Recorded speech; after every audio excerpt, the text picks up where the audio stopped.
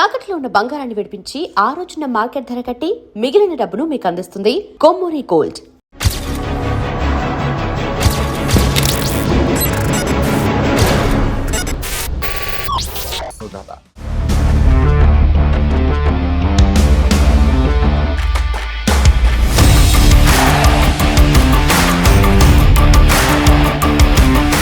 నలభై 5 సంవత్సరాలు పనిచేస్తున్న ఎవరైతే మీ మీద ఆరోపణలు చేస్తున్నారో, ద్రోహి అంటున్నారు, వాళ్ళు కూడా చాలా కష్టాలు పడ్డారు, ఆర్థికంగా నష్టపోయారు, శారీరకంగా నష్టపోయారు. వాళ్ళు మిమ్మల్ని ప్రొటెక్ట్ చేయడానికి బయట తిరుగుతుంటే మీరు ఈ విధంగా రావడానికి వాళ్ళు జీర్ణించలేకపోతున్నారు అన్నది.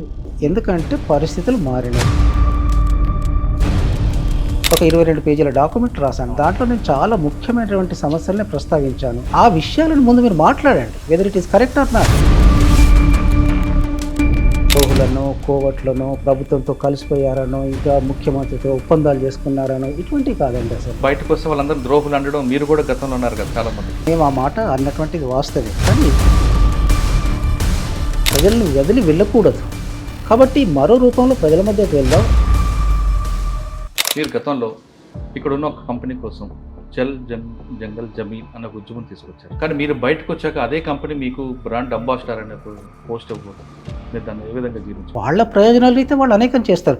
మేము అది చెయ్యన్నా లేదా అనేది మేము ఆలోచించుకుంటాం కదండి. మా వైపు నుంచి వచ్చినప్పుడు అది తప్ప ఒప్ప అనేది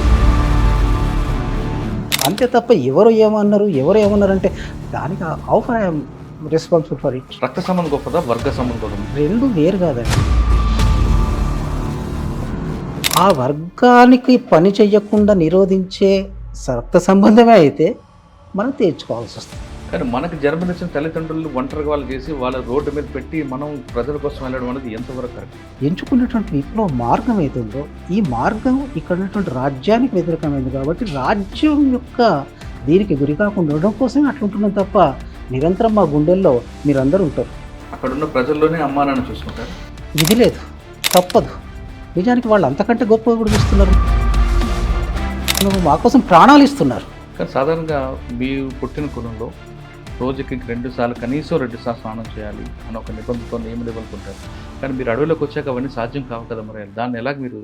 పరిస్థితులకు అనుకూలంగా ఉండడమే ఒక విప్లవకారుడి లక్ష్యం. నేను ఇంటి దగ్గర కనీసం కోడిగుడ్డు కూడా తినేవాడిని కాదు. ఉత్తర గడ్చిరోలికి వచ్చినప్పుడు పాములు సైతం తిన్నాం. అది నాగుబామ లేకపోతే ఇంకో జేరుగుడ్డ ఏదంటుంటిది కాకుండా. కృష్ణజీ గారి మరణం గెలక అప్పుడైనా అనిపించిందా ఇంటికి వెళ్దామని, లేదా కంటిన్యూ అవుదాం? ఇంకా మరింత పట్టుదలగా పోరాడాలనిపించింది తప్ప ఆ సమయంలో ఇంటికి వెళ్ళాలనేటువంటి ఆలోచనే కాదు. నన్ను చాలా ప్రభావితం చేసింది. ఏం జరిగినా కానీ విప్లవోద్యమంలో సహజం అనేటువంటిది ఉంది తప్ప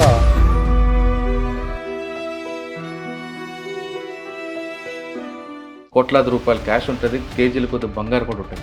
మరి ఇవి కూడా ప్రభుత్వం దగ్గర తీసుకురాకుండా మీరు ఎందుకు అక్కడ ఇచ్చి వచ్చారు? ఆయుధాలతో పోరాడుకోకండి, పరిస్థితులు మారినాయి అని చెప్పి మేము ఆయుధాలు పట్టుకొని వచ్చినాం. మీతో అని వాళ్ళకి అప్పగించవచ్చు. ఎంతవరకు ఇచ్చొచ్చు ఉంటుంది? మళ్ళీ వస్తను రానేటువంటి గ్యారంటీ లేదు కాబట్టి ఇచ్చుకోవాలంటే మేము అంత ఇచ్చొచ్చినా అప్పటికి నా దగ్గర 6 కోట్లు 6 కిలోల బంగారం ఉండేది. అవన్నీ పార్టీకి అప్పగించి నేను ఎవరవంతంగా పార్టీకి ఇచ్చారు. అటువంటి మీరు బయటకు వస్తే మిమ్మల్ని ద్రోహి అని ఎవరనంటే మీకు బాధ అనిపించదండి. ఎందుకంటే బాధపడడం ఎందుకు? కాబట్టి ఏంటంటే వాళ్ళందరికీ నాది ఒకటే విజ్ఞప్తి అండి. అసలు పార్టీ ఈ పరిస్థితికి ఎందుకు వచ్చింది, పార్టీ లోపాలేంటి, అసలు పార్టీ ఈ పరిస్థితికి ఎందుకు వచ్చింది అనేది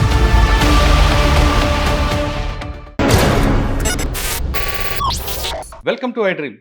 గతంలో గ్రామాల్లో ఉన్న పరిస్థితుల ప్రభావం, లేదా కుల వ్యవస్థకి వ్యతిరేకంగా పోరాటం చేయాలనో, లేదా బడుగు బలహీన వర్గాలకి ముందంజ ఉండాలనో, లేదా శ్రామిక దోపిడీని అరికట్టాలనో కొంతమంది యువకులు అడుగుబాటు పట్టారు. అడవులకు వెళ్ళి కాలానికి వాళ్ళు వ్యతిరేకంగా, అంటే ఏ కాలమైనా సరే ఆ కష్టాన్ని అనుభవిస్తూ కుటుంబాలకు దూరంగా త్యాగాలు చేస్తూ వాళ్ళు చాలా కాలం అడవిలో పనిచేశారు. వాళ్ళు ఆ విధంగా పనిచేపట్టే ప్రభుత్వాలు కూడా కిందకు వచ్చి పేద ప్రజల కోసం మౌలిక సదుపాయాలు కల్పించడం కాకుండా చాలా కార్యక్రమాలు చేపట్టారు.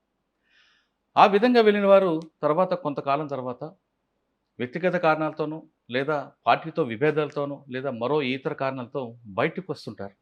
ఆ విధంగా పరిచయం చేసే వారిలో ఈ వారం మన గెస్ట్ మీకు ఎవ్వరికి కొత్తగా పరిచయం చేయలేని వ్యక్తి. ఎందుకంటే భావజాలం అభిమానులందరూ కూడా ఆయన పేరు చాలా చక్కగా అర్థమవుతుంది. మావోయిస్టు పార్టీ ఉద్యమం 60 సంవత్సరాలు అయితే ఆయన అందులో 45 సంవత్సరాలు పనిచేశారు. ఆయన ఒక్కరే కాదు, వాళ్ళ అన్నయ్య కూడా పనిచేశారు. ఆయన పార్టీలోనే అమరుడయ్యారు. ప్రభుత్వం పిలుపు మేరకు మహారాష్ట్ర ముఖ్యమంత్రి గారి ముందు వచ్చి సరెండర్ అయ్యారు. ఆయనే ఈ వారం మన గెస్ట్. పేరు మల్లోచన వేణుగోపాల్ గారు అలియాస్ సోనుదాదా. సోనుదాదా అనగానే మహారాష్ట్ర కాదు, బస్తర్, అబుజ్మఠ్ అన్ని ప్రాంతాల్లో అందరికీ, గిరిజనులందరికీ ఆయన ఒక దేవుడు. ఆయన దాదాపు 45 సంవత్సరాల పార్టీలో ఉండి ఇటీవల మహారాష్ట్రలో గచ్చిరౌలిలో మహారాష్ట్ర సీఎం గారు దేవేంద్ర ఫడ్నవీస్ గారి ముందు తుపాకులతో సహా వచ్చి సరెండర్ అయ్యారు. ఇక్కడ మహారాష్ట్ర ప్రభుత్వం వాళ్ళకి కావాల్సిన సదుపాయాలు కల్పిస్తూ పునరావాస కేంద్రాల జాగ్రత్తగా చూసుకుంటుంది. ఆయన ఎందుకు పార్టీలో వెళ్ళారు, ఎందుకు వచ్చారు అనే విషయాన్ని అన్నని తెలుసుకుందాం. అన్న నమస్తే, మీకు స్వాగతం సుస్వాగతం. మీరు జనజీవన స్రవంతిని అన్నగానే జంగల్ నుండి మళ్ళీ మీరు బయట ప్రపంచంకి వచ్చారు.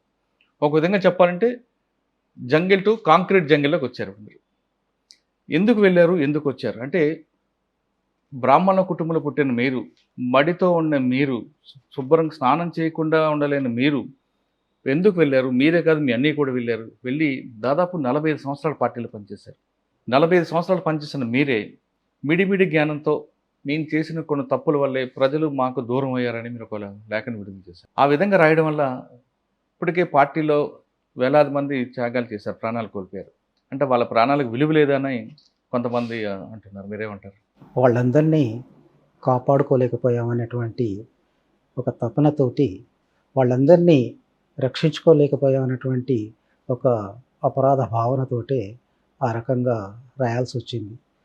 వాస్తవంగా ప్రపంచాన్ని, దేశాన్ని, మారుతున్న పరిస్థితుల్ని సవ్యంగా అర్థం చేసుకోగలిగి ఉంటే విప్లవోద్యమంలో త్యాగాలు చేయడం అనివార్యం. త్యాగాల్ని శంకించడం లేదు, త్యాగాల్ని ఎత్తిపడుతున్నాం. వాళ్ళ త్యాగాలు వృధా కాకూడదని చెప్పే మారుతున్న పరిస్థితులకు అనుకూలంగా మనము మారాలని చెప్పి ఆలోచించి ఆ రకంగా రాయడం జరిగింది. అంటే ఇంతకాలం, అంటే 45 సంవత్సరాల తర్వాత మీకు మెలకు వచ్చిందంటారా? అంటే ఇప్పటికే చాలా జరగాల్సిన నష్టం అంతా జరిగిపోయింది కదా. ఇంకా నష్టాలు జరగకూడదని, జరిగే నష్టాలు జరిగిపోయాయి. జరిగిన నష్టాల నుంచి గుణపాఠాలు తీసుకుందాం, మరిన్ని నష్టాలని అరికడదాం. మనం భవిష్యత్తులో ఇలాంటి నష్టాలకు అవకాశం లేకుండా ఉండడం కోసమే ఆ రకంగా రాయాల్సి వచ్చింది. మెలకువ ఎప్పుడయింది అనేటువంటి విషయానికి వస్తే, మెలకువ చాలా ముందే అయింది. పార్టీలో క్రమశిక్షణ సూత్రాలు ఉంటాయి. ఆ సూత్రాల ప్రకారం ఎవరైనా, ఈవెన్ ఇంక్లూడింగ్ జనరల్ సెక్రటరీ కూడా వాటికి అతీతులు గారు, వాటి ప్రకారం నడుచుకోవాల్సి వస్తుంది.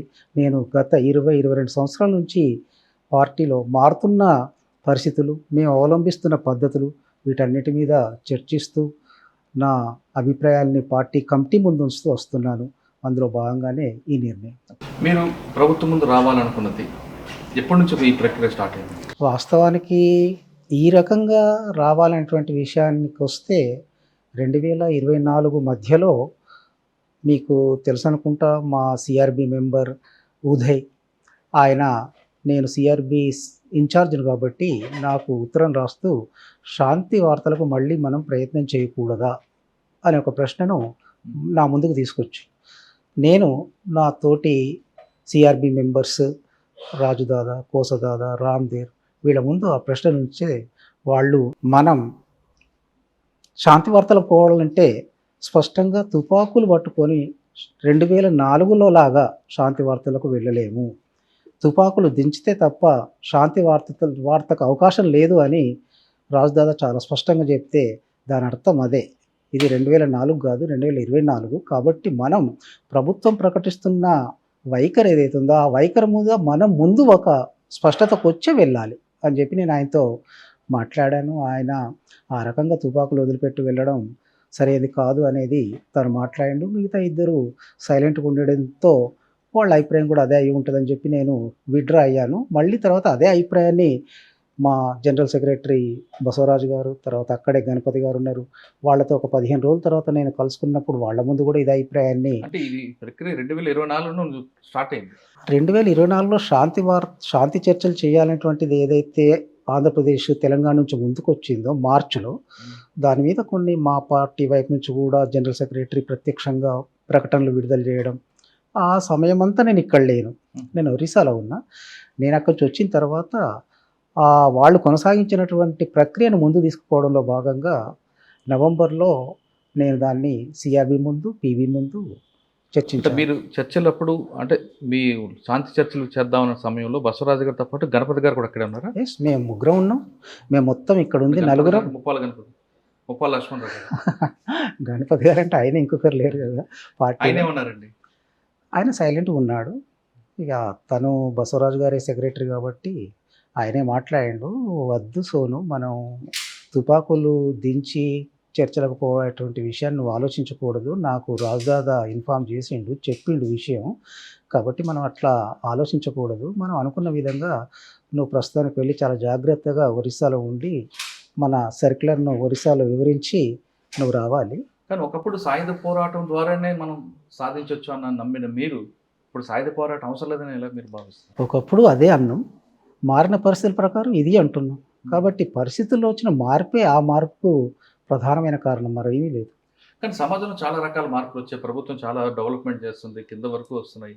కానీ మీరు అభివృద్ధికి వ్యతిరేకులుగా అనేది ఒక ముద్ర పట్టుకుంది. ఆ ముద్ర నుంచి బయటపడడానికి మీరు ఏమైనా ఆలోచించారా? అభివృద్ధిని రకరకాలుగా వ్యాఖ్యానిస్తున్నారు, ఎవరి వ్యాఖ్యానం వాళ్ళది.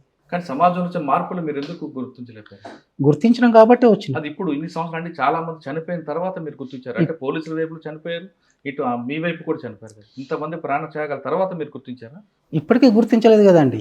ఇప్పుడు నన్ను ఇప్పుడు కొంతమంది ఇంకా ద్రోహులు అని చెప్పి సాయుధ పోరాటానికి తాత్కాలికంగా విరమణ ప్రకటించడం, దీన్ని మొత్తంగానే సాయుధ పోరాటాన్ని విరమించడంగా, దీని నుంచి వైదొలగడంగా, ఇంకా రకరకాలుగా తెలంగాణలో తెలుగు సమాజంలో ముందుకు వస్తున్నటువంటి కొన్ని వాదనలు ఏవైతున్నాయి మీరు చూస్తున్నారు. కాబట్టి ఇంకా ఇప్పటికీ గుర్తించడం లేదు కదా. అంటే వాళ్ళు మిమ్మల్ని వ్యతిరేకించడం, మేము ద్రోహి అన్నం వెనక వాళ్ళు చాలామంది మీరు ఎవరైతే మీ మీద ఆరోపణలు చేస్తున్నారో ద్రోహి అంటున్నారు, వాళ్ళు కూడా చాలా కష్టాలు పడ్డారు, ఆర్థికంగా నష్టపోయారు, శారీరకంగా నష్టపోయారు. కొంతమంది కిడ్నాప్ చేయడం, తలలు గుండు కొట్టించడం, వాళ్ళ మీద కేసులు, వాళ్ళు మిమ్మల్ని ప్రొటెక్ట్ చేయడానికి బయట తిరుగుతుంటే మీరు ఈ విధంగా రావడాన్ని వాళ్ళు జీర్ణించలేకపోతున్నారు అన్నది. సరే, వాళ్ళు ఎందుకు అంటున్నారనేటువంటి విషయం ఇక్కడ మనకు చర్చ కాదు. ఎందుకంటే పరిస్థితులు మారినాయి, మారిన పరిస్థితుల్లో మేము ఈ నిర్ణయం తీసుకున్నాం. కాబట్టి ఇప్పటికీ వాళ్ళతోటి నా విజ్ఞప్తి ఏంటంటే, పార్టీ పరిస్థితులకు రావడానికి వెనుక దారితీసిన పరిస్థితులు ఏంటి, మీరు అవి ఆలోచించండి, అవి విశ్లేషించండి.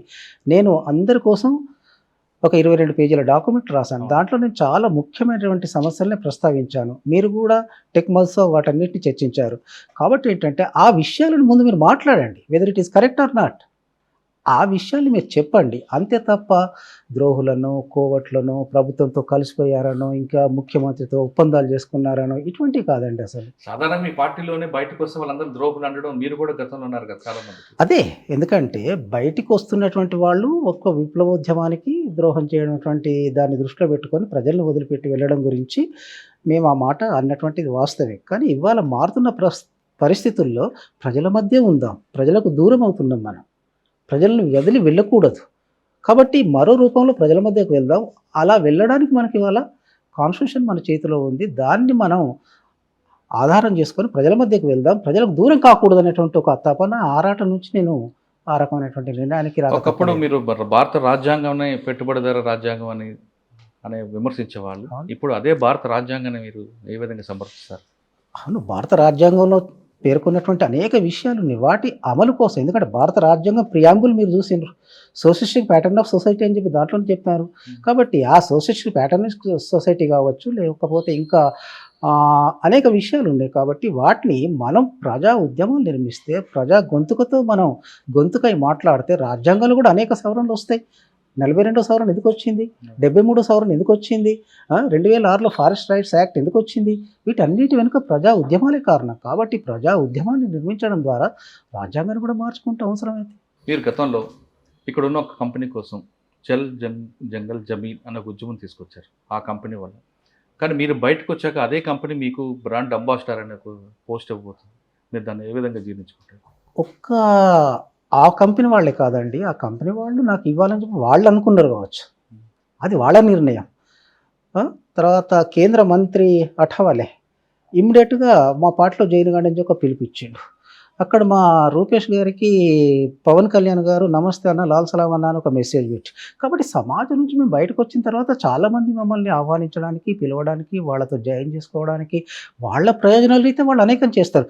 మేము అది చెయ్యనా లేదా అనేది మేము ఆలోచించుకుంటాం కదండీ. మా వైపు నుంచి వచ్చినప్పుడు అది తప్ప, ఒప్ప అనేది మీరు డిసైడ్ చేయండి. మీ అభిప్రాయం చెప్పండి. అంతే తప్ప ఎవరు ఏమన్నారు, ఎవరు ఏమన్నారంటే దానికి how for I am responsible for it.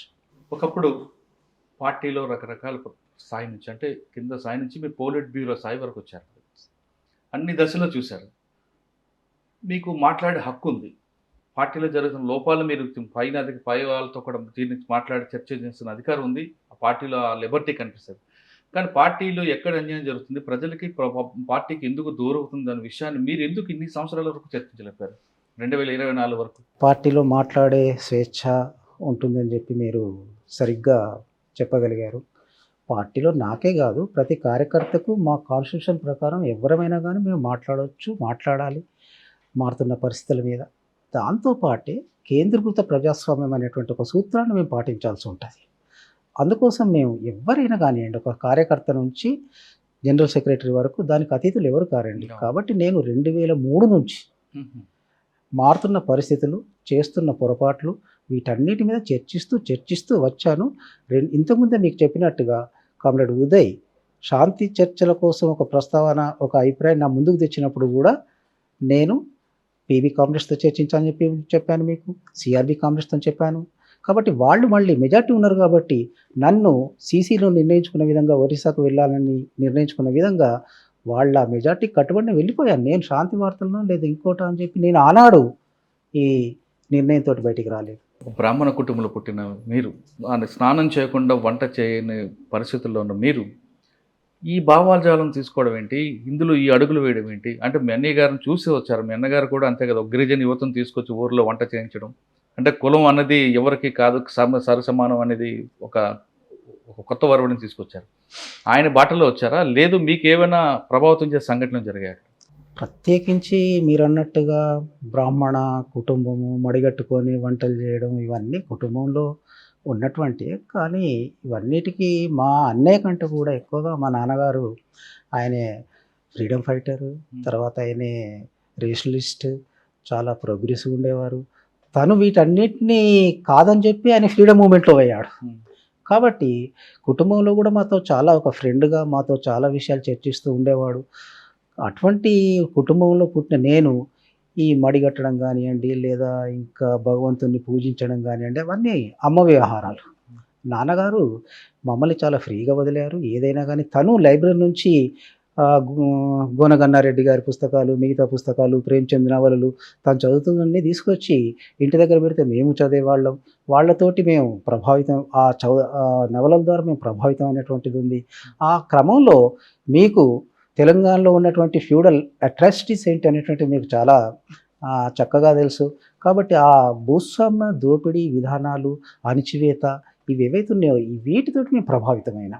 కాబట్టి ఆ క్రమంలో మా అన్నయ్య కూడా ఈ ఉద్యమానికి నాయకత్వం వహిస్తూ విద్యార్థి సంఘం నిర్మాణంలో ఆయనే భాగస్వాములు కావడంతో తెలంగాణలో కానివ్వండి, మిగతా ఆంధ్రప్రదేశ్లో కానివ్వండి, రాడికల్ విద్యార్థి సంఘం యొక్క ప్రభావం ఎంత తీవ్రంగా ఉందో మీకు తెలుసు. అందులో నేను సభ్యుడినయ్యాను.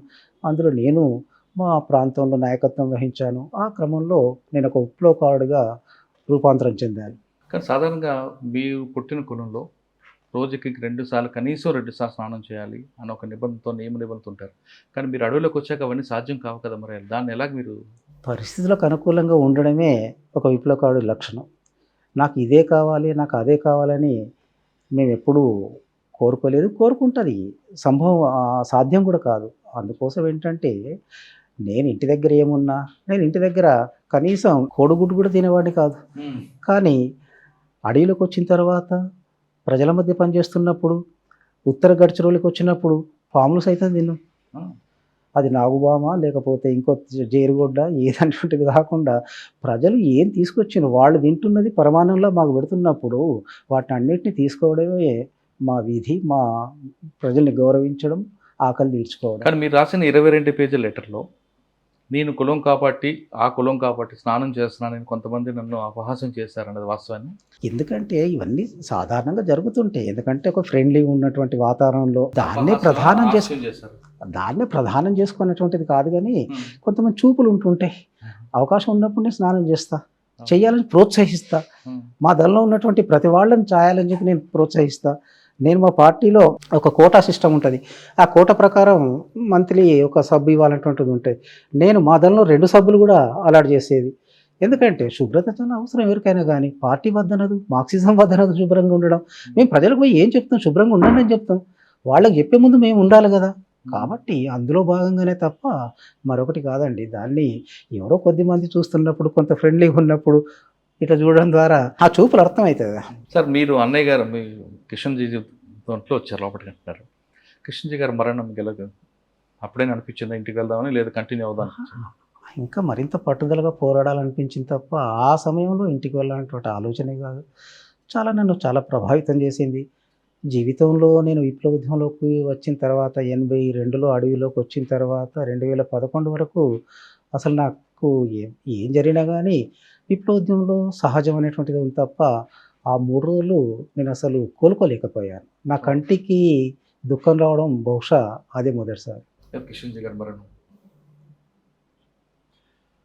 మనందరికి కూడా, మనం హిందువులం కానీ ఎవరికైనా రక్త సంబంధం గొప్పదా, వర్గ సంబంధం గొప్పదా అని అడుగుతుంటాను. మీలాంటి వాళ్ళందరికీ నేను ఎక్కువగా అడిగేది క్వశ్చన్ అది. రక్త సంబంధం గొప్పదా, వర్గ సంబంధం గొప్పదా? మీకు అదే క్వశ్చన్ అడుగుతున్నామో చెప్పండి. 2 వేరు కాదండి. ఎందుకంటే రక్త సంబంధం, వర్గ సంబంధం అనేటువంటిది బొమ్మ బొరుస లాంటివి. ఎందుకంటే మేము ఆ వర్గం నుంచి వచ్చినాం. మాది కూడా ఒక పీడిత వర్గమే. పీడకులు అని చెప్పి కేవలం కొద్ది మందిని మాత్రమే 0.11% మాత్రమే ఉన్నారండి. 99% పీడితులండి దేశంలో. కాబట్టి ఆ వర్గం కోసం కాబట్టి మేము వచ్చినాం. అందులో రక్త సంబంధమైన, వర్గ సంబంధమైన మాలాంటి వాళ్ళకైతే ఒకటే. అందుకోసం దాన్ని విడదీసి చూడాల్సినటువంటి అవసరం లేదు. ఒక సందర్భంలో, ప్రత్యేకమైన సందర్భంలో మార్క్స్ కమ్యూనిస్ట్ ప్రణాళికలో ఆ విషయాన్ని పేర్కొన్నాడండి. ఎందుకంటే ఒక వర్గం కోసం పనిచేస్తున్నప్పుడు ఆ వర్గానికి పని చేయకుండా నిరోధించే రక్త సంబంధమే అయితే మనం తీర్చుకోవాల్సి వస్తుంది. కానీ మనకు జన్మనిచ్చిన తల్లిదండ్రులు ఒంటరిగా వాళ్ళు చేసి వాళ్ళ రోడ్డు మీద పెట్టి మనం ప్రజల కోసం వెళ్ళడం అనేది ఎంతవరకు కరెక్ట్ అంటారు? అంటే వాళ్ళకి ఒక చివరి దశ వచ్చాక నాకు కొడుకున్నాడు, ఆ కొడుకు దగ్గర ఉండాలి అని ఆ తల్లికి కోరుకుంటుంది కదా, తండ్రికి కోరుకుంటుంది కదా. అది తీర్చే బాధ్యత మనకు ఉంటుందా? వాళ్ళ దగ్గర ఉండాలి, వాళ్ళతో కలిసి ఉండాలి. కాకపోతే ఉండనిస్తే కదా. సమస్య ఎక్కడండి? ఇప్పుడు వాళ్లకు దూరం అయిపోయి, నిన్ననే ఇక్కడి నుంచి నేను ఇంటర్వ్యూ నుంచి వెళ్ళిన మా అక్క చనిపోయిందనే వార్త వచ్చిందండి. కాబట్టి ఎవరమైనా కానీ అమ్మతో, నాన్నతో, బంధువులతో, మిత్రులతో గడపాలని ఉంటుంది, వాళ్ళతో ఉండాలని ఉంటుంది. కాకపోతే మేము ఎంచుకున్నటువంటి విప్లవ మార్గం ఏతుందో ఈ మార్గం ఇక్కడ ఉన్నటువంటి రాజ్యానికి వ్యతిరేకమైంది. కాబట్టి రాజ్యం యొక్క దీనికి గురి కాకుండా ఉండడం కోసమే అట్లుంటున్నాం తప్ప నిరంతరం మా గుండెల్లో మీరందరూ ఉంటారు. అక్కడున్న ప్రజల్లోనే అమ్మా నాన్న చూసుకుంటారు.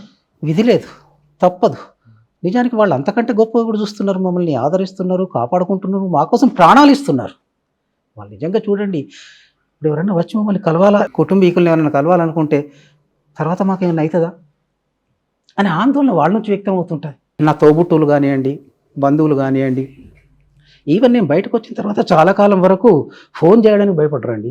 అదే మరి నేను ఇంతకాలం పనిచేసిన ప్రజలు భయపడలేదు. అంటే మీకు ఒక అవకాశం ఉంది, ప్రజల్లో మీ అమ్మా నాన్నగారు చూసుకుంటారు. కానీ మీకు జన్మనిచ్చిన తల్లిదండ్రులకి లేరు కదా. మీరు నా కొడుకు ఎక్కడో అడవులు ఉన్నాడు అని చూస్తారు తప్ప మీరు రాక కోసం వాళ్ళు పాపం చివరి దశ వరకు ఉంటుంటారు. కొంతమంది కొడుకు మాట వినాలని తహతలాడుతుంటారు. అందులో మా అమ్మ కూడా ఉన్నారు, మీ అమ్మగారు ఉన్నారు. అవును.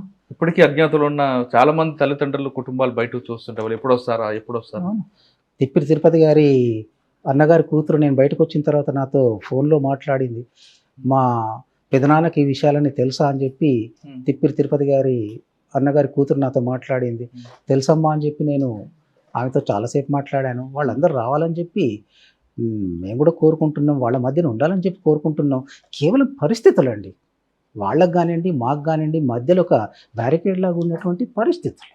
ఆ పరిస్థితులు లేకపోతే మేమందరిలాగానే ఉంటాం. మేము మానవాతీతులం కాదు కదండి. తిప్పరి తిరుపతి అలియాస్ దేవ్జీ మీరు చివరిసారికి ఎప్పుడు చూసారు, ఎప్పుడు కలిసారు? నేను ఆయనతో చాలా కాలం పనిచేశాను. ఆయనే ముందు వచ్చినప్పుడు నేను ఆయనకు డీసీగా వ్యవహరించాను. సిరోంచిలో ఆయన పనిచేసినప్పుడు. నేను ఆయనను చివరిసారిగా అంటే జస్ట్ 2024 ఆగస్టు 13 జూలై 10 నుంచి ఆగస్టు 13 వరకు మేము కలిసి ఉన్నాం. సర్క్యులర్ రాసుకున్నాం. ఆ సర్క్యులర్‌ని అక్కడ ఉన్నటువంటి మా సీసీ మెంబర్స్‌తో చర్చించినాం. అప్పుడు మేమంతా నలుగురం పీబీ మెంబర్‌లం, 5గురు సీసీ మెంబర్లు, 9 మంది కలిసి ఉన్నాం. ఆగస్టు 13కి అట్లా విడిపోయినట్టు. 2024 ఓకే. 24. అప్పుడేం చర్చలు వచ్చిందా మనం బయటికి వెళ్దాం అనే విషయాన్ని? అప్పుడు రాలేదండి. ఎందుకంటే మేము ఒక సర్క్యులర్‌ని కొత్త రాసుకున్నాం. దాంట్లో మా లోపాలన్నీ ఇప్పుడు నేను 22 పేజీల్లో పేర్కొన్న లోపాలన్నీ ఆ సర్క్యులర్ ఆధారంగానే పేర్కొన్నానండి. అంటే అప్పటికి బసవరాజన్ సార్ కూడా ఉన్నారు. నలుగురం పీబీ మెంబర్స్ ఉన్నాం మేము. నలుగురం పీబీ ఎక్కడ మెంబర్స్ జరిగింది? ఉన్నాం. ఇది ఎక్కడ జరిగింది? మాడ్‌లో. మ్మ్. అదే మా బేస్‌గా మేము ఫీల్ అవుతూ వస్తున్నాం కాబట్టి మాడ్‌లోనే మా మీటింగ్‌లన్నీ మేజర్‌గా మాడ్‌లోనే జరుగుతాయి. మాడ్‌లోనే ఆ మీటింగ్ కూడా జరిగింది. అప్పుడు గణపతి దేనికి వ్యతిరేకించారా, సమర్థించారా? దేనికండి? బయటికి వెళ్దాం. అప్పుడు రాలేదు కదా చర్చ. ఆ సందర్భంగా రాలేదు. నేను పదే పదే అదే చెప్తున్నా. నేను 2024 నవంబర్‌లో చర్చలకు పోదామనే ప్రతిపాదన వచ్చిన తర్వాత చర్చలకు వెళ్ళాలంటే ఆయుధాలు దించకుండా సాధ్యం కాదు అనే విషయం కామ్రేడ్ రాజుదాదా చర్చించినప్పుడు అంతే. ముందు మనం ప్రభుత్వ వైఖరి ఏంటో దానిపైన ఒక స్పష్టతను ఏర్పరచుకున్న తర్వాతనే వెళ్ళాల్సి ఉంటుంది మీరు అనేటువంటి. తుపాకులు పట్టుకొని బయటకు వచ్చారు. తుపాకులు అంటే పార్టీ ఆస్తి, ప్రభుత్వానికి కాదు. తుపాకులు పట్టుకొని బయటకు వెళ్ళడానికి కొంతమంది వ్యతిరేకిస్తున్నారు. మీరేమంటారు? తుపాకులనే ప్రధానంగా చూసేవాళ్ళు, మనుషుల ప్రాణాలు, విప్లవోద్యమం యొక్క గమ్యం, మారుతున్న పరిస్థితుల్ని అర్థం చేసుకోలేకపోతున్న వాళ్ళు, లేదా అర్థం చేసుకున్నప్పటికీ ఆ దిశలో బయటికి చెప్పలేకపోతున్న వాళ్ళు ఆ రకంగా మాట్లాడుతున్నారు. కానీ మేము ప్రజలు ఏది కోరుకుంటే అది సాధిస్తారండి. ముందు మాకు తుపాకులు లేవు కదా! తుపాకులన్నీ ఉద్యమంలో వచ్చినాయి. మళ్ళీ ఉద్యమం చేయాలనుకున్న వాళ్ళు తుపాకులు కాదు, మిసైల్స్ సాధించుకుంటారు. కానీ పార్టీ నుంచి బయటకు వచ్చే వాళ్ళు సాధారణంగా చేతుకున్న వాచి కూడా ఇచ్చి వస్తుంటారు కదా! మరి మీ తుపాకులు తీసుకురావడం కరెక్ట్ కాదని మరికొంతమంది వాదన. అసలు పార్టీ అంటే అసలు మేము కాదనుకుంటున్నారా? పార్టీ అంటే ఎవరండి? ప్రజలు. పార్టీ అంటే సరే ప్రజలనేది పక్కకు పెడదాం. పార్టీ అంటే మేమందరం సెంట్రల్ కమిటీ నుంచి మొదలు పెడితే ఏసీ వరకు, పీఎల్జీఏ సభ్యుల వరకు వాళ్ళు పీఎల్జీఏలో వస్తారు. పార్టీ ప్రతి కార్యకర్త పార్టీ సభ్యుడండి. పార్టీ అంటారండి వాళ్ళను.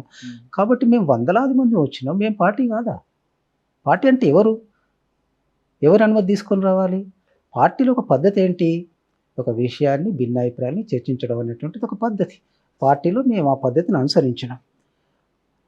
అనుసరించిన తర్వాత ఈ విషయాలపైన ఏకీభావం ఉన్న వాళ్ళందరూ మేము బయటకు వచ్చినాం. ఏకీభావం లేని వాళ్ళు ఉండిపోయినారు. ఓకే. వాళ్ళు పార్టీ, మేము పార్టీ. అప్పటి తుపాకులు తీసుకొని ప్రభుత్వం దగ్గరకు వచ్చారు. దాన్ని ఎవరు వ్యతిరేకించట్లేదు. కానీ పార్టీకి సంబంధించిన కొంత ఆస్తి ఉంది, కొంత డాక్యుమెంట్స్ ఉంటాయి, కొన్ని డంపులు ఉంటాయి, కోట్లాది రూపాయలు క్యాష్ ఉంటుంది, కేజీలు కొద్ది బంగారు కూడా ఉంటాయి. మరి ఇవి కూడా ప్రభుత్వం దగ్గర తీసుకురాకుండా మీరు ఎందుకు అక్కడ ఇచ్చి వచ్చారు? ఎందుకంటే ప్రభుత్వం దగ్గరికి రావడానికి, ఎందుకంటే పార్టీ నుంచి మేము బయటకు వస్తున్నప్పుడు తుపాకుల్ని వదిలిపెడుతున్నాం, తుపాకులు వదిలిపెట్టాల్సిన పరిస్థితి వచ్చింది అనేటువంటి విషయాన్ని మేము తేల్చుకున్నాం. కాబట్టి విషయం అంతా సాయుధ పోరాటంతో, డాక్యుమెంట్లతోటో లేదా డబ్బులతోటో లేకుంటే మీరు అన్నట్టుగా బంగారు నిధులతోటో సమస్య పేచి లేదండి. కాబట్టి మేము నిజాయితీగానే అవన్నీ మేము పోరాడుకుంటాం, మీరు వెళ్ళండి అనేటువంటి అవగాహనతో ఉన్న వాళ్ళకి అప్పచెప్పొచ్చు. మీరు మీకు పోరాడుకోవడానికి డాక్యుమెంట్లు కావాలి, మీకు పోరాడడానికి బంగారం కావాలి, లేదా డబ్బులు కావాలి, నిధులు కావాలి. అయితే ఆయుధాలతో పోరాడుకోకండి, పరిస్థితులు మారినాయి అని చెప్పి మేము ఆయుధాలు పట్టుకొని వచ్చినాం. మిగతాన్ని వాళ్ళకి అప్పగింపొచ్చినాం. ఎంతవరకు ఇచ్చి వచ్చి ఉండొచ్చు? ఎందుకంటే నేను ఒరిస్సాకు పోతున్నప్పుడే మా సెక్రటరీ గారు అవన్నీ సతీష్కి అప్పచెప్పి పోవాలని చెప్పి అన్నారు. ఎందుకంటే నేను మళ్ళీ తిరిగి ఎవరైనా కానీ ఉద్యమంలో ఉన్నప్పుడు, పనులలో ఉన్నప్పుడు, దూర ప్రాంతం పోతున్నప్పుడు అవన్నీ నాకే తెలుసు కాబట్టి మళ్ళీ వస్తానో రా అనేటువంటి గ్యారంటీ లేదు. కాబట్టి ఇచ్చిపోవాలంటే మేము అంత ఇచ్చొచ్చినాం. అప్పటికి నా దగ్గర 6 కోట్లు 6 కిలోల బంగారం ఉండేది. అవన్నీ పార్టీకి అప్పగించి నేను అంటే అక్కడ లోకల్గా ఉన్నటువంటి క్యాడర్కి అప్పగించి నేను ఒరిస్సాకి వెళ్ళాను. అంటే మీ దగ్గర 6 కోట్ల క్యాష్, 6 కేజీల బంగారం, ఇది మీరే క్యారీ చేసేవారా? లేదా ఎక్కడ దాన్ని డంప్లో పెడతారా? ఎలా తీసుకెళ్తుంటారు? అంటే మూవ్మెంట్ ఒక దగ్గర ఉండదు, పార్టీ మూవ్ అవుతుంటుంది ఒక దగ్గర నుంచి ఇంకో చోటుకి. ఈ 6 కేజీలు 6 కోట్లు నగదు తీసుకొని తిరుగుతుంటారు. బంగారం అంటే ఎక్కడ పెట్టుకోవచ్చు?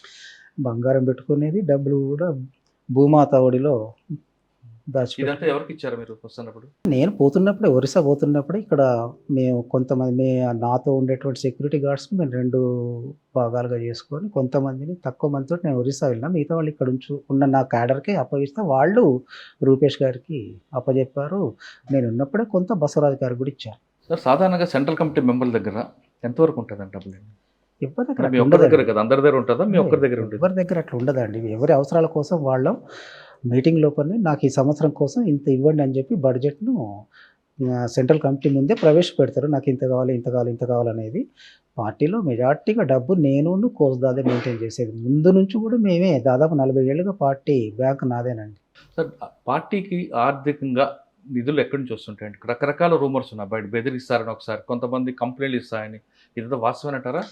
మా పార్టీ కాన్స్టిట్యూషన్లో మేము రాసుకున్నామండి, పార్టీకి నిధులు ఏ వైపు నుంచి రావాలండి.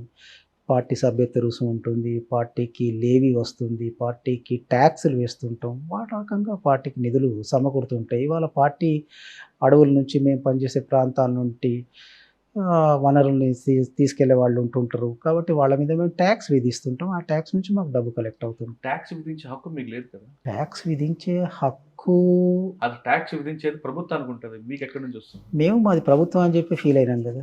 ఓకే, సమాంతర ప్రభుత్వం అంటారు అనేది మేము జంతన సర్కార్ అనేది ఎప్పుడైతే ఏర్పాటు చేసినామో, మేము జంతన సర్కార్ని ఏర్పాటు చేసినాం కాబట్టి అక్కడ మేము మా ప్రాంతంలో పనిచేసే వాళ్ళ మీదనే వేసినాం. బయట వేస్తేనేమో నిజంగానే అనుకోవచ్చు మాకు హక్కు లేదు, వాడు ఎవడు ఇవ్వడు కూడా, వాడు బయట వేసేది ఉంటే. అంటే జంతన సర్కార్ సమాంతరం ప్రభుత్వాన్ని నడుపుతాం ఛత్తీస్గఢ్తో పాటు ఈ ప్రాంతాలు అన్నారు. అదే జంతన సర్కారు నిర్మాణంలో లోపమా, లేదు ఎందుకు ఆర్గనైజ్ కరెక్ట్ చేయడం లోపమా, ఎందుకు ప్రజలకు దూరం ఇది వచ్చింది? ఒకప్పుడు స్టార్టింగ్లో బాగుంది జంతన్ సర్కార్ ఛత్తీస్గఢ్ ఆ ప్రాంతంలో, క్రమేపీ అది ఎందుకు విస్తరించలేకపోయింది? నిర్మాణం లోపం అంటారా, లేదా అక్కడ ఉన్న ఆదివాసీలు దాన్ని వ్యతిరేకించారా? నిర్మాణ లోపం కానివ్వండి, లేదా ఆదివాసులు వ్యతిరేకించడం మాటే లేదు. ఏదైనా కానీ పార్టీ అనేది ఒక తల కదండి. కాబట్టి ప్రతిదాన్ని అది ఏ రకంగా నడిపిస్తుంది అనేది ఆధారపడి ఉంటుందండి. ఇవాళ బయట కానీ మీరు రాసిన లెటర్లోనే ఆధార్ కార్డు వద్దని వ్యతిరేకించడం కానీ, లేదా జంతన్ సర్కార్ స్కూల్లో 7వ క్లాస్ చదువుకున్న బాబుకి ప్రభుత్వం ఇచ్చిన స్కూల్లో సీట్ లేకపోవడం కానీ, ఇవన్నీ మీరు విశ్లేషించారు. అదంతా వాస్తవం అంటారా?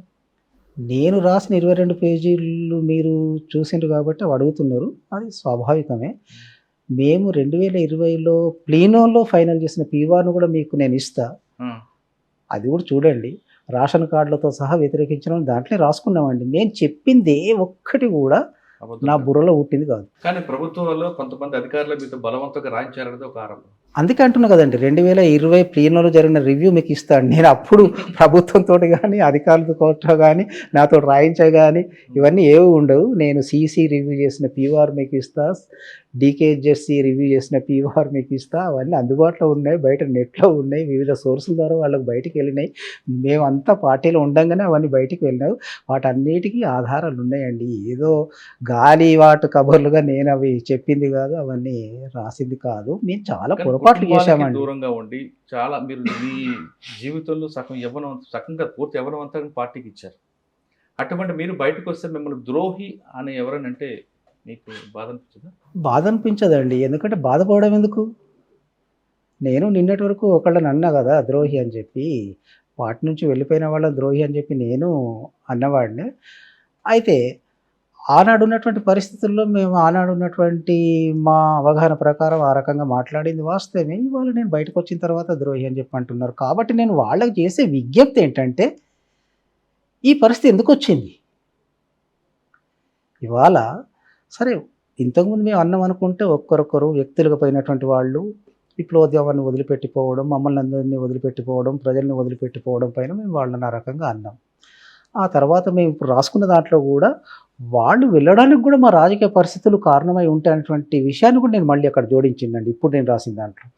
కాబట్టి ఏంటంటే వాళ్ళందరికీ నాది ఒకటే విజ్ఞప్తి అండి, అసలు పార్టీ ఈ పరిస్థితికి ఎందుకు వచ్చింది? పార్టీ లోపాలేంటి? నా యవ్వనాన్నంత కాదు, నా జీవితాన్ని చాలా వరకు పార్టీ కోసం విప్లవోద్యమం కోసం చాలా మంది కూడా ఇచ్చారు కదా. అదే వచ్చారు, ఇంకా వస్తున్నారు కదండి. ఇప్పుడు నిన్నగాక మొన్న దమ్తర నుంచి ఒక 10 మంది వచ్చారండి. కాబట్టి ఇప్పటికీ అది కొనసాగుతూనే ఉంది. అసలు పార్టీ ఈ స్థితికి ఎందుకు చేరిందనేది మీరు ఆలోచిస్తారా? నన్ను ద్రోహి అని, కోవర్ట్ అని, ఫడ్నవీస్తో సంబంధాలు ఉన్నాయని, ఇంకెవరితో సంబంధాలు ఉన్నాయని చెప్పి నిందించుకుంటూ కూర్చుంటారా? కావాల్సింది ఏంటండి? కాబట్టి అసలు పార్టీ ఈ పరిస్థితికి ఎందుకు వచ్చిందనేది దయచేసి మీరు ఆలోచించండి, దయచేసి మీరు విశ్లేషించండి, విషయాన్ని విశ్లేషించి ప్రజల ముందు పెట్టండి. అది నేను వాళ్ళను కోరుకునేది, వాళ్ళకు విజ్ఞప్తి చేసేది. సార్ 1969 నుంచి తీసుకుంటే ఉద్యమం శ్రీకాకుళం అంటే ముందు లక్షల బరి నుంచి శ్రీకాకుళం రైతాంగ పోరాటం, తర్వాత ఉత్తర తెలంగాణ, నల్లమల, రాయలసీమ ఇవన్నీ ప్రాంతాలు విసిరించింది. ఓ ఎర్ర జెండా అనేది 16 రాష్ట్రాల పండిన పార్టీ. అప్పుడు ప్రజలకు ఎదుర్కొన్న సమస్యలు మీరు గుర్తించేవారు, ప్రజలు కూడా మిమ్మల్ని గౌరవించేవారు. ఆ సతి నుండి ఈ సతికి రావడానికి కారణం మీరు అబుజ్మడ్ ఏరియాలోని పూర్తిగా ఫిక్స్ అయిపోవడం, ఇదే ప్రపంచం అనుకుని మీరు ఉండిపోవడం వల్లే మిగతా చుట్టుపక్కల మైదాన ప్రాంత ప్రజలందరూ మీకు దూరం అయ్యారు. ప్లస్ ఇక్కడ జరుగుతున్న సమస్యలను పక్కన పెట్టి కేవలం ఆదివాసీలే మీకు ప్రాణం అంటూ ఉండబట్టి ఈ పరిస్థితి వచ్చిందన్నది. అవన్నీ పైకి కనపడుతున్నటువంటి విషయాలండి, కానీ వాస్తవంగా అంతరంగికంగా జరుగుతున్నటువంటి పరిణామాలు, విషయాలు, చర్చలు వేరండి. ఎందుకంటే మీకు ఒక ఉదాహరణ చెప్తానండి. తెలంగాణ నుంచి బలగాలను ఎప్పుడు రిక్రూట్ చేసుకున్నాం మేము, వెనక్కి ఎప్పుడు పిలుచుకున్నాం డీకేకు. డీకే అన్నాడు ఒక రేర్ ఏరియాగా ఉంది కాబట్టి మేము తెలంగాణ నుంచి బలగాలను ఎప్పుడు వెనక్కి తీసుకున్నాం, 2003లో. మాధవ్ అమరత్వంతో 2005లో ఆంధ్రప్రదేశ్ అంతా మొత్తం దెబ్బతినిపోయింది. ఆ తర్వాత వస్తే ఉత్తర ఛత్తీస్గఢ్లో 2005 నాటికే దెబ్బతినిపోయింది. బెంగాల్లో కిషన్జీ అమరత్వంతో 2011లో దెబ్బతినిపోయింది. ఎంఎంసీలో స్టాగ్నేషన్కు 99, 2000 నాటికే స్టాగ్నేషన్కి వచ్చేసింది. కాబట్టి ఒక్కొక్క ప్రాంతాన్ని విడిగా విశ్లేషించుకుంటే పరిస్థితి ఏంటి అనేటువంటిది అర్థమవుతుంది. అంతే అంటే కేవలం దండకారణం కాకుండా చుట్టుపక్కల ప్రాంతాలు ఏం జరుగుతుందో కూడా విశ్లేషించుకుంటున్నారు. సీసీ అదే చేస్తుంది కదండి. సీసీ పని మొత్తం దేశవ్యాప్తంగా ఉన్నటువంటి పరిస్థితి ఏంటి, దేశవ్యాప్తంగా మన ఉద్యమం ఏ స్థితిలో ఉంది, ఏ రకంగా ఉన్నటువంటి విషయాన్ని విశ్లేషిస్తుంది సీసీ. మరి అందుకు అనుగుణంగా ఎందుకు మార్పులు చేయలేకపోయింది, ఎందుకు కింద వరకు క్యాడర్ని డెవలప్ చేయలేకపోయింది? క్యాడర్ అదే అంటండి, క్యాడర్ని డెవలప్ చేయడం అనేటువంటి విషయానికి వచ్చేది ఉంటే ఫస్ట్ మనం తీసుకున్న టాస్క్ ఏంటి, బలాబలాలను విశ్లేషించుకోవడం, దానిపై ఆధారపడి ఉంటుంది. కాబట్టి మేము అనుసరించిన పద్ధతులు నేను ప్రధానంగా చెప్తుంది 2000 తర్వాత నుంచి, పిఎల్జీ ఏర్పడిన తర్వాత నుంచి మేము సైనిక కర్తవ్యాలపైన ప్రధానంగా ఫోకస్ చేసినాం, సైనిక కర్తవ్యాలపైన మేము ప్రధానంగా కేంద్రీకరించినాం. అది మేము చేసిన తప్పిదామని చెప్పి నేను చెప్తున్నా కదండి. అంటే ఒకప్పుడు పార్టీ ఐడియాలజీ దగ్గర ముందుకు వెళ్ళిన పార్టీ, చాలామంది చదువుకున్న వారు వచ్చిన పార్టీ క్రమేపీ తగ్గిపోవడం ఒకటి. 2 మావోయిస్టు పార్టీ, నక్సల్స్ పార్టీ అంటే కేవలం తుపాకీతో ఫైట్ చేయడం వరకే పరిమితం అయిందనేది, దాడులు, రెద్దాడి దీనికే అవుతుంది తప్ప మిగతా దాన్ని ముందుకు వెళ్ళలేదనేది బయట అంటుంటారు. బయట అంటున్నారని కాదండి, చాలామంది నిజంగా జస్ట్ నాకు ఆ సందర్భం గుర్తులేదు, కానీ హరగోపాల్ గారు కూడా 2018-19లో ఒక వేదికపై మాట్లాడండి, గతంలో చాలా సమస్యలు తీసుకునేది వీళ్ళు, ఇప్పుడు కేవలం మిలిటరీ పైన ఏదో అంబేద్కర్ గారే ముందు ఏదో మాట్లాడిన సందర్భంలో చెబుతూ ఆయన అన్నారండి. ఇంకా కొన్ని వ్యాసాలలో టంకశాల అశోక్ గారు, మిగతా వాళ్ళంతా వాళ్ళు కూడా రాస్తున్నటువంటి సందర్భాలు ఉన్నాయి. చాలామంది మమ్మల్ని మీరు గాడి తప్పుతున్నారని చెప్పి విప్లవ క్యాంపును, విప్లవ శిబిరాన్ని, వాళ్ళకు తోచిన సలహాలు, తర్వాత అభిప్రాయాలు వాళ్ళు వ్యక్తం చేస్తున్నటువంటి సందర్భాలు మేము అపహాస్యం చేస్తూ వచ్చాం తప్ప వాటి నుంచి నేర్చుకునే ప్రయత్నం చేయలేదండి. మీరు అంటున్నది కరెక్ట్. ఇప్పుడు నేను 22 పేజీల డాక్యుమెంట్లో అదే రాశానండి. మాకు సాయుధ క్యాడర్ తప్ప పార్టీ లేదు ప్రజల్లో, రహస్య పార్టీ ఏదైతే ఉండాలో అది లేదండి. అది మేము చేసిన మిస్టేక్. సార్ చాలామంది జనజీవన స్రవంతిలోకి వచ్చామంటుంటారు, చాలా అంటే మీరు అన్నారే లేదు కానీ కొంతమంది అంటుంటారు. మరి అడవిలో ఉన్న ఆదివాసుల జనం కదా ఆ రకంగా, ఎందుకంటే ఇప్పుడు మనం ఏ రకంగా వ్యాఖ్యానించుకుంటాం అనేది ఉందండి. ఎందుకంటే ఒక పరిమితమైనటువంటి ప్రజలకే కేవలం ఆదివాసులు భారతదేశ జనాభాలో 8.4% ఉన్నారు. అందులో మేము ఈ ఆదివాసుల్లో అంటే కూడా కేవలం మళ్ళీ రోడ్ సైడ్ గ్రామాలలో లేము, పట్టణాలలో లేము, అడవులకు మూల ప్రాంతాలకే మేము పరిమితం ఉన్నాం. కాబట్టి చాలా చిన్న ప్రాంతాల్లో ఉన్నటువంటి ప్రజలకే మేము పరిమితం ఉన్నాం. కాబట్టి విశాల ప్రజల్లోకి వెళుదాం, అనేక సెక్షన్ల మధ్యలోకి వెళుదాం. మనం స్వయంకృత అపరాధాలతోటి మనం ఇక్కడికి పరిమితమైనాం. కాబట్టి వీటి నుంచి బయటపడడానికి మనం విశాల ప్రజల్లోకి వెళ్ళడానికి కొత్త మార్గాలను అన్వేషిస్తామని చెప్పేదే మేము చెప్తున్నటువంటి. వాళ్ళు ప్రజలు కాదు, వీళ్ళే ప్రజలు, ఆ రకమైన డిమార్కేషన్ అది సరైనది కాదు. సార్ మీరు వచ్చిన తర్వాత వరుసగా పార్టీకి నష్టాలు జరుగుతూనే ఉన్నాయండి. అంటే మీ ద్వారా కాకపోయినా ఏదో రకంగా గవర్నమెంట్ చూస్తుంది. ఆపరేషన్ కగార్ అనేది కూడా మార్చ్ 31లో చేస్తుంది. దీని తర్వాత పార్టీ ఉంటుందంటారా? ఎందుకంటే పార్టీ ఉంటుందా ఉండదా అనేటువంటిది, ఎందుకంటే మేము ముఖ్యంగా సాయుధ కేడర్లు ఎవరైతే ఉన్నారో సాయుధ కేడర్లు క్రమంగా మేము చేస్తున్నటువంటి తప్పులతోటి, మేము మా అంచనాలు, మా విశ్లేషణలు, మేము తీసుకుంటున్న ఎత్తుగడలతోటి దెబ్బతింటూ వస్తున్నాం. ఆ క్రమంలో కగార్ స్టార్ట్ అయింది. కగార్ అనేటువంటిది కూడా అది అధికారికంగా వచ్చిన పేరులాగా నాకైతే ఎక్కడ చదివింది లేదు. అది మొదటిసారి మీడియా నుంచే మేము విన్నటువంటిది. ఆ పేరు కూడా 2024 జనవరిలో తెలుగు మీడియానే మళ్ళీ అది కూడా. అక్కడి నుంచే వచ్చింది మేము చూసింది. కాబట్టి సరే పేరు ఏదైనప్పటికి కూడా పెద్ద ఎత్తున దాడి జరుగుతుంది. దీంట్లో మేము చాలా నష్టాలు పోతున్నాం. నేను రాకముందు నష్టపోయినాం. మేము వచ్చిన తర్వాత నష్టపోతున్నాం. మీరు వచ్చాక మరీ ఎక్కువ జరిగినట్టుంది. అంటే నేను రాకముందే బసవరాజు గారు అమరులయ్యారు. కాబట్టి ఆ తర్వాత కూడా జరుగుతున్నాయి. ఇప్పటికీ నేను ఇప్పుడు వచ్చే ముందు కూడా ఒక వీడియో చూసొచ్చాను. దాంట్లో పౌర హక్కుల నాయకులు ఎవరో వారు దీని మీద విశ్లేషిస్తూ మాట్లాడుతున్నారు. కాబట్టి అది కొనసాగుతుందండి. అందుకోసం ఏందంటే పార్టీ లేకుండా సైన్యం నిలబడడం గానీ, సైన్యం ఉండడం గానీ సాధ్యం కాదండి. కానీ పార్టీలో మిలిటరీకి సంబంధించిన వరకు హిడ్మా ఎన్కౌంటర్, తర్వాత బసరా ఇంకొక వ్యక్తి ఉంటారు, ఆయన కూడా లొంగిపోవడం, అరెస్ట్ అవ్వడం, ఇవన్నీ కూడా పార్టీకి మిలిటరీకి దెబ్బ కొడుతుందా కొట్టదా? ఎందుకంటే ముందే చాలా దెబ్బతినిపోయినాం కదండి. ఎందుకంటే పార్టీలో జనరల్ సెక్రటరీ అమరుడు కావడం అనేది చాలా పెద్ద ఎవరు తీవ్రమైనటువంటి ఊహించారంటే అవుతుంది అలాగని? నేనైతే ఊహించిందండి. ఆయనతో అన్నాను నేను నవంబర్ 18 నాడు కలిసినప్పుడు ఆయనతో మమ్మల్ని అందరినీ మనం అనుకున్న విధంగా వెళ్ళాలని చెప్పి అంటున్నావు దాదా, మరి నువ్వెక్కడ ఉంటావు? నీకు ఇక్కడ అసలు గ్యారంటీ ఏముంది? ఇక్కడ ఉండలేం కదా. మమ్మల్ని అందరిని నన్ను ఒరిస్సా పొమ్మంటున్నావు, దేవుజీని దక్షిణ బస్తర్ పొమ్మంటున్నావు, రాజధాని కోజధాని బయటకు వెళ్ళి బతకాలని చెప్పి అంటున్నావు. ఇటువంటి పరిస్థితుల్లో అసలు నువ్వెక్కడ ఉంటావు? నువ్వు ఉండలేవు కదా అంటే, ఇక ఉండాలి కదా ఎవరో మనం. నేను చాలా చిన్న టీం తోటి ఒక 9 మందితోటి ఇదే ప్రాంతంలో సమన్వయంలో ఉంటా అని చెప్పాడండి. ఇది ఏ ఒక్క నష్టం కూడా అనూహ్యమైంది కాదు. 2024 కగారు స్టార్ట్ అయిన తర్వాతనే మా సర్కిల్లో మీరు చూడండి ప్రతి దాంట్లో మేము నిలబడలేము, ఉండలేము అంటే అనేటువంటి కొంతమంది మీలాంటి వాళ్ళు ప్రభుత్వంతో రాజ్యంతో పోరాటం కన్నా ప్రజాస్వామ్యబద్ధంగా ప్రజలకు సేవ చేద్దాం మీరు వస్తున్నారు. కొంతమంది దేవిజీ లాంటి వారు కానీ మరికొంతమంది ఇంకా పార్టీలో ఉండిపోవడానికి ప్రధాన కారణం నమ్ముకున్న సిద్ధాంతాన్ని బయటికి వెళ్తే అందరూ ముఖం చూపించలేక నమ్ముకున్న సిద్ధాంతం కోసం ఉండిపోయారు, అక్కడే అమరులు అవ్వడానికి కొంతమంది ఉంటున్నారు అనేది వాస్తవం. ఇక చెప్పలేమండి. ఎందుకంటే అందరి మధ్యన చర్చ జరిగింది. ఇప్పుడు నిన్న కాక మొన్న పడకల స్వామి ఆయన ఎన్కౌంటర్లో చనిపోయిన విషయం మీకు తెలుసు. ఆయనతో నేను బయటికి వచ్చడానికి ముందు 3 నెలలు ఆయనతోటే గడిపానండి. నన్ను చాలా అపారంగా ఆయన గౌరవించేవాడు, నాతో చాలా మంచిగా వ్యవహరించేవాడు, నా రక్షణ బాధ్యతలన్నీ ఆయనే తీసుకునేవాడు, అవన్నీ చేశాడు. కాకపోతే రాజకీయాల విషయాలకు వచ్చే వరకు చాలా స్పష్టంగా చెప్పేవాడు, దాదా నువ్వు చెప్తున్న తప్పులన్నీ ఉన్నాయి పార్టీలో, నేను ఒక్క తప్పు కూడా వ్యతిరేకించడం లేదు, ఇవన్నీ కరెక్ట్ మీరు చెప్పారు, కానీ ఆయుధం వదిలిపెట్టడం నేను సిద్ధంగా లేను అని చెప్పాను.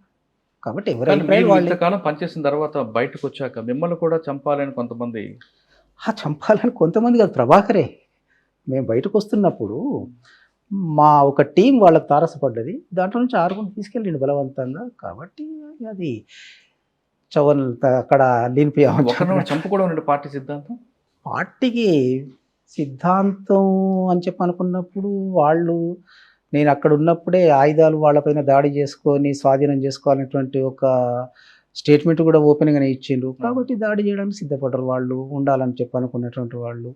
అది తప్ప ఒప్ప అనేటువంటిది బయట వాళ్ళు కూడా నాతో అప్పటికీ లింకులు ఉన్నటువంటి వాళ్ళు మేము దీన్ని చంద్రన్న దృష్టి తీసుకెళ్తాం, ఇలాంటి స్టేట్మెంట్ ఇవ్వడం ఏంటి దుర్మార్గం అయిందని చెప్పి ఇవాళ నన్ను నిందిస్తున్న వాళ్ళే ఆ రోజు అన్నారండి. సార్ 45 సంవత్సరాల పార్టీలో మీకు బాగా గుర్తుండిపోయిన ఒక సంఘటన చెప్పండి. అంటే మీరు లక్ష్యం నెరవేరేయమని ఒకటి, 2 బయటకు వస్తున్నప్పుడు అడవిని వదిలిపెట్టి వస్తున్నప్పుడు మీరు పడ్డ మానసిక క్షోభ. బయటికి వస్తున్నప్పుడు నన్ను ఇంతకాలం ఆదరించి పార్టీని ఆదరించి విప్లవోద్యమంలో భాగమైనటువంటి ప్రజల్ని వదిలిపెట్టి రావడం అనేటువంటిది ఒక బాధగానే ఉన్నప్పటికీ మరో రూపంలో వాళ్ళ దగ్గరికి వెళ్తానటువంటి ధైర్యము విశ్వాసము ఉంది. కాబట్టి మారుతున్న పరిస్థితులకు అనుగుణంగా వాళ్ళ కోసమే పనిచేయాలని చెప్పి అనుకున్నప్పుడు ప్రజల కోసం పనిచేయాల్సిన లక్ష్యంతో వచ్చాం కాబట్టి స్థితుల్లో మళ్ళీ వాళ్ళ దగ్గరికి మరో రూపంలో మరో రకంగా వాళ్ళ దగ్గరికి వెళ్తాననే విశ్వాసంతో రూపంలో. అంటే మరి మీరు ఒక పార్టీ పెడతారా, లేదా మాజీలు అందరూ కలిపి ఒక పార్టీ పెడతారా, లేదా ప్రభుత్వంలో పార్టీలతో కలిసి మీరు ప్రజాసంబద్ధంగా ముందుకెళ్తారు? రేపు ఏ రకంగా చేస్తామనేటువంటిదో రేపు భవిష్యత్తులో తేల్చుకుంటామండి. కానీ ఎప్పటికైనా కానీ ప్రజల కోసమే పనిచేస్తూ వచ్చాము. కాబట్టి ఇవాళ మేము రాజ్యాంగబద్ధంగా ఇవాళ వాళ్ళకు ఉన్నటువంటి హక్కులు 5th షెడ్యూల్లో పేర్కొన్నటువంటి హక్కులు వీటన్నిటి కోసం మళ్ళీ ప్రజల దగ్గర ద్వారా కాదు బ్యాలెట్ ద్వారా మీరు వస్తారు.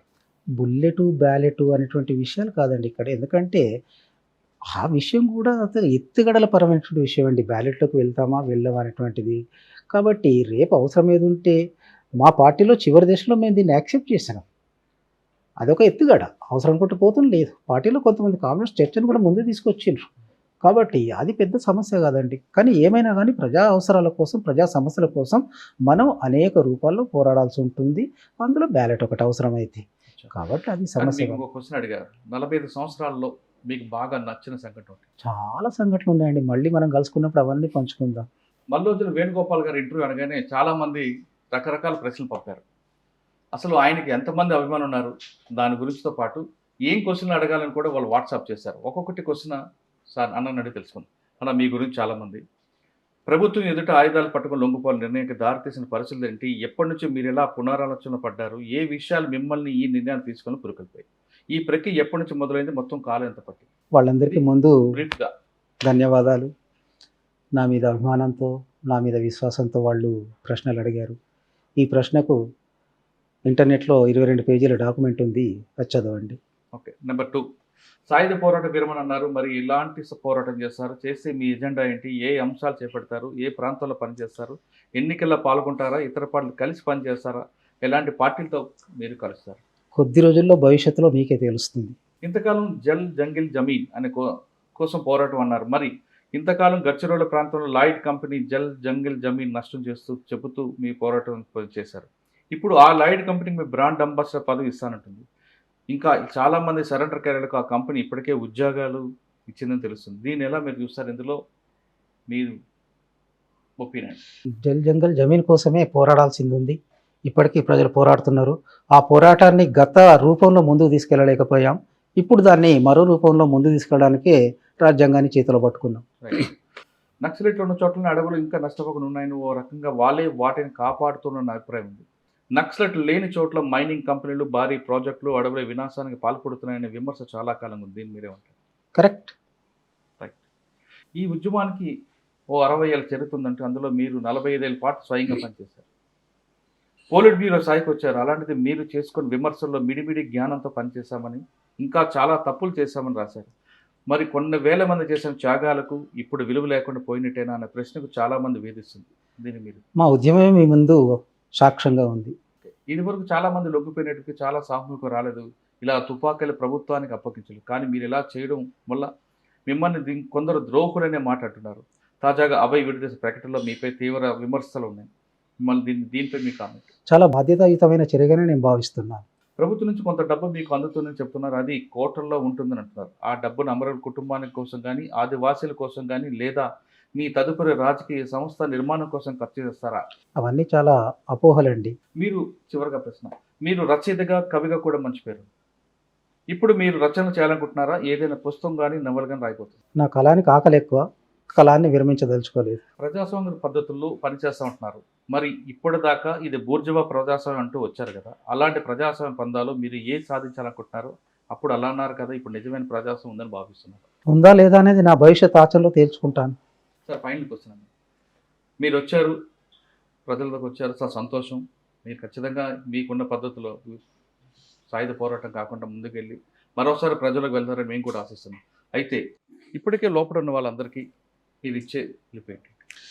నేను ఇప్పుడనే కాదండి, ఎందుకంటే నేను లోపల ఉన్నప్పటి నుంచి కూడా జూన్ నుంచి దాదాపు ఆగస్టు నుంచి ఇప్పటి వరకు వాళ్ళకు ఒకే పిలిపిస్తున్నాను. నేను బయటకు వచ్చిన తర్వాత కూడా చాలా సందర్భాల్లో మెసేజెస్ విడుదల చేశాము. ఇప్పటికి కూడా వాళ్ళందరికీ చేతులెత్తి చెప్పేది ఏంటంటే, మీరంతా బయటికి రండి, పరిస్థితులు చాలా మారుతున్నాయి, మనం నష్టపోకూడదు, మీరంతా బయటికి రండి, ఇవాళ ఉన్నటువంటి పరిస్థితుల్ని మనం సదుపయోగం చేసుకుందాం, సద్వినియోగం చేసుకుందాం, ప్రజల మధ్యకు వెళ్దాం, ప్రజల నుంచి మనం ఐసోలేట్ అయిపోయినాం, మళ్ళీ ప్రజల మధ్యకు వెళ్ళడానికి మనం దీన్ని అవకాశంగా తీసుకొని మనం ప్రజల మధ్యకు వెళ్దామని చెప్పి నేను వాళ్ళకు చేతులెత్తి ఆహ్వానిస్తున్నాను, చేతులెత్తి పిలిపిస్తున్నానండి.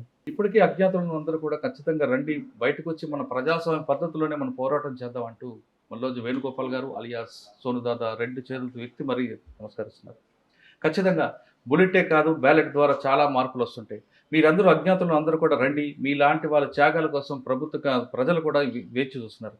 ఎంతోమంది మీ వెనుక వచ్చి ఖచ్చితంగా రాజకీయంగా వచ్చి ప్రజల కోసం పోరాటం చేసే మిమ్మల్ని ఆహ్వానించాడు కూడా సామాన్య ప్రజలు సిద్ధంగా ఉన్నారు. కాబట్టి మీరు ఖచ్చితంగా అడవుల్లో ఉండి మీ కుటుంబాలకు అన్యాయం చేయకుండా బయటకు రండి, ప్రజాస్వామ్యబద్ధంగా పోరాటం చేయండి, ప్రజల్లో మార్పు తీసుకురండి, కుల వ్యవస్థను పూర్తిగా నిర్మూలన వరకు మీరు కృషి చేస్తారని కోరుకుంటున్నాం. ఇది మళ్ళీ వేణుగోపాల్ గారితో ఎక్స్చేంజ్ ఇంటర్వ్యూ వచ్చే వారం మరొక ఇష్టం మళ్ళీ కలుద్దాం. అంతవరకు నమస్తే. థ్యాంక్ యూ వెరీ మచ్ అన్న.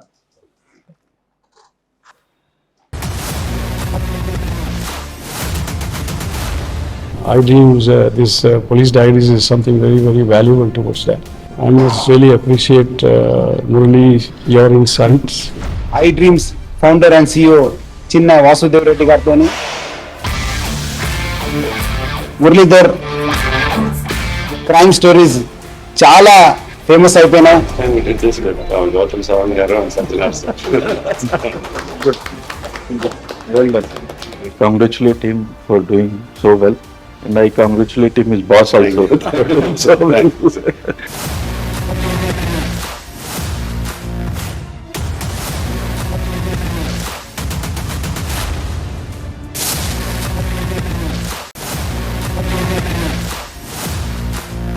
Thank you.